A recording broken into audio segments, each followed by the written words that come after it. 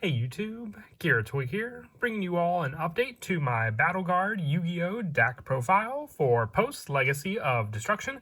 We got a new spell of all things in the latest Yu-Gi-Oh! Booster set for the Battleguard deck, one that focuses on being able to just consistently add and set up many of the Battleguard monsters that we run in the deck for the playstyle of being able to get out our main go-to boss monster, Battleguard King, while making use of Swamp and Lava Battleguard, and also the Battleguard Cadet with some other warrior support mixed in to help with the consistency of these earth monsters that also share the warrior attribute. So definitely happy with the new spell card. Like I said, I wasn't expecting to get this card for this pretty overlooked but awesome deck that has gotten support and been a consistent staple all throughout the Yu-Gi-Oh years. So let's go ahead and get started with the deck profile.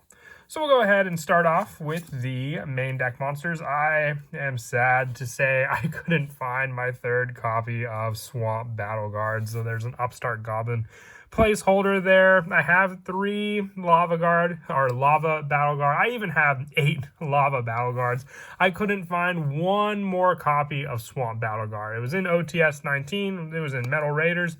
I just need that third copy. I'll find it eventually, but I could find 8 copies of Lava Battleguard. But the actual card effects for both Swamp and Lava Battleguard is they both gain 500 attack for each of the other copy of the other card on the field. So for every Lava Battleguard you have, Swamp Battleguard gains 500 attack, and Lava Battleguard gains 500 for each Swamp Battleguard. Pretty simplistic, but also you use both of these monsters in tandem with some of the other cards in the deck, including our new spell, Battleguard Echoes. One of our other bigger boss monsters we run in the deck is Battleguard King. With this card, once per turn, you can tribute any number of warrior-type monsters except this card. For each tributed monster, this card gains 1 additional attack during each battle phase this turn. So you have a 3,000 attack point monster, which can also be summoned pretty easily for its setup with some of the other cards we run in the deck as well.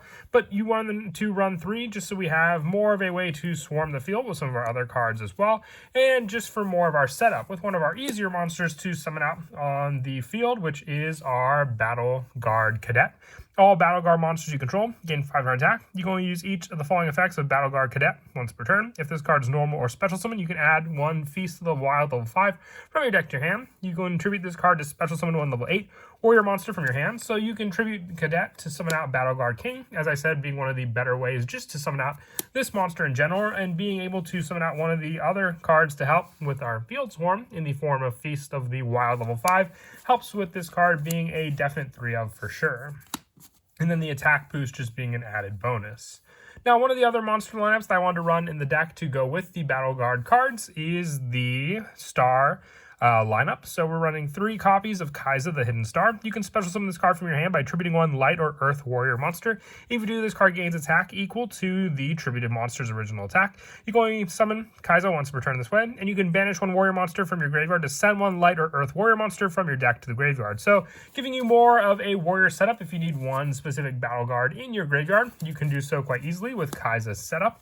And also 2 copies of Todoroki, the Earth Bolt Star. You can special summon this card from your hand by sending 1 other monster from your hand to the graveyard, but this card loses 500 attack. You can always special summon Todoroki once per turn this way, and during the battle phase, you can pay 500 life points to fusion summon 1 warrior fusion monster from your extra deck using monster from your hand or field as material. So what I like about Todoroki is we do have a Breakbolt Star fusion, needing 1 level 5 or higher light warrior and 1 earth warrior monster to summon out. You can use your Battleguard monsters to summon this card, but one of my more favorite fusions to go into as well is Guilty Gearfried, the Magical Steel Knight, needing 2 warrior monsters with different attributes. So you have Todoroki being the earth monster that we go into, and then being able to make use of our other monster, which is our light warrior monster that we run, being our Senko, the Skybolt Star, as well. Needing the fusion play for this card as well, needing as it's the light warrior monster for both of our fusion plays as well to rely on for the fusion summon, but also with our Todoroki, the Earthbolt Star. During the fusion play, you can use monsters from your hand or field. You don't have to use Todoroki, so you can have your Senko, the Skybolt Star, and then the 1 Earth attribute monster in your hand as well to use. With the last of the main deck monsters, being 3 copies of Ash Blossom and Joyous Spring. When a card effect, just being able to stop the search or setup that any of your opponent's cards may try to do. Moving on now to the spells. The newest spell we are running in the deck is Battleguard Echoes. When this card is activated, you can add 1 level 5 Earth Warrior monster from your deck to your hand, then discard 1 card. Once per turn, if a monster is returned from the field to the hand, even during damage step, you can activate one of these effects. You can add 1 Battleguard Rage or 1 Battleguard Howling from your deck to your hand, or change 1 face-up monster on the field to face-down defense position. So, being able to add either of the 2 traps that I mentioned beforehand with the card effect is a great plus, but we also have Cadet to be able to search out Feast of the Wild level 5, so this new spell we got gives us the rest of the search for some of the lower numbers for the spells that we run in the deck also. And then just being able to have an activation effect to add a level 5 Earth Warrior monster can add the other battle guards all the easier from our deck to our hand as well, but also having an option to search out cards like Kai'Sa the Hidden Star with this card also. I also run 2 copies of Feast of the Wild level 5. This could potentially be a 3 of. If you were to do so, you can take out 1 copy of the next spells I run, but like I said, it's searchable with Cadet. It special summons up to 2 level 5 warrior monsters from your hand and or graveyard, but their effects are negated. Also, they cannot attack. So it gives you tribute fodder to be able to use with your Battleguard King as well. But once again, if you wanted to run a 3rd copy, you could just take out either, a lineup of 1 of the Forbidden Droplet or 1 of the triple tactics talent that I run. You can even go for a full playset of either or if you want, just having the resources needed with Forbidden Droplet. If you get multiple copies of Battleguard Echoes, then you have a send cost off of the one on the field already, and then be able to activate another one. With the last of these spells being just some of our 1-ofs. 1 Monster Reborn, once again just grabbing resources back from the graveyard. 1 for 1 to be able to summon out the Battleguard Cadet all the faster, Call by the Grave, and the 1 Reinforcements of the Army for the rest of the spells. For the traps, running 2 copies of Battleguard Howling. When a warrior type monster is targeted for an attack or by an opponent's monster effect, target 1 face-up monster you control. Inflict damage to your opponent equal to the original attack of that face-up monster you target with this card, and if you do, return to the hand. So giving you the bounce off of the return to the hand as well. For the play, being able to have the option with Battleguard Echoes to then add in turn the other Battleguard card or an additional copy of Howling thanks to this trap. And the other one being our Battleguard Rage. With this card activating it by targeting a warrior monster you control, it gains 1,000 attack. Monsters destroyed by battle with it are returned to the hand instead of going to the graveyard, which can also in turn help with the Echoes play of bouncing. And when that monster leaves the field, destroy this card. But still, just another way to power up some of our bigger monsters, even being able to put Battleguard King to 4,000 attack thanks to this card. With the last of the traps, I just decked the 1 copy of Call of the Haunted. This could also just be the 3rd slot spot if you want to keep your hand traps as is for a 3rd copy of Feast of the Wild level 5.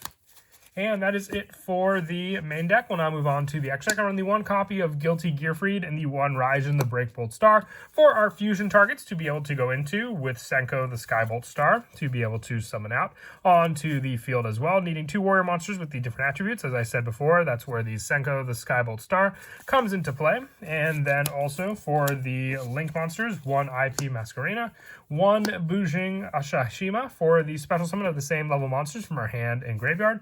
Mrs. Radiant along with Asa the Earth Charmer for the other Link 2 monsters, and then 1 Relinquish Anima, the 1 Nightmare Unicorn, 1 Axis Code Talker, and the 1 Apollosa for more of the generic Link rank up options also.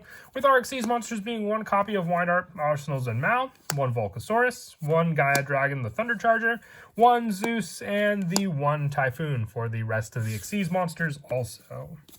And then as for some of the go-to plays in the deck, as I mentioned, Echoes just helps with a lot of search and consistency. So with this card, you can add 1 level 5 Earth Warrior monster from your deck to your hand, then discard 1 card. So you can add a specific battle guard, discarding the other card to the graveyard.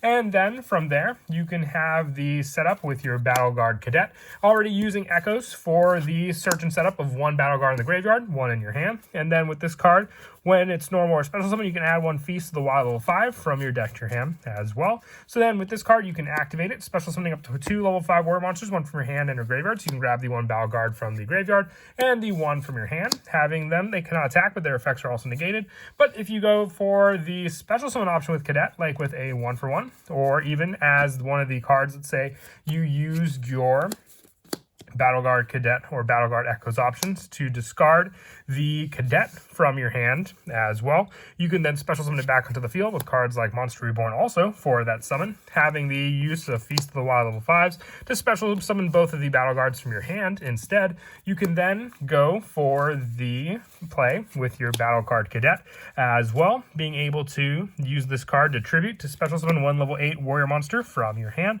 So then with this play, you can summon out your Battleguard King onto the field, and then with King being able to then tribute your monster for the play, any number of warrior monsters, to have your Battleguard King gain the additional attacks during each battle phase, having enough to hit for some pretty massive damage against your opponent with just one monster.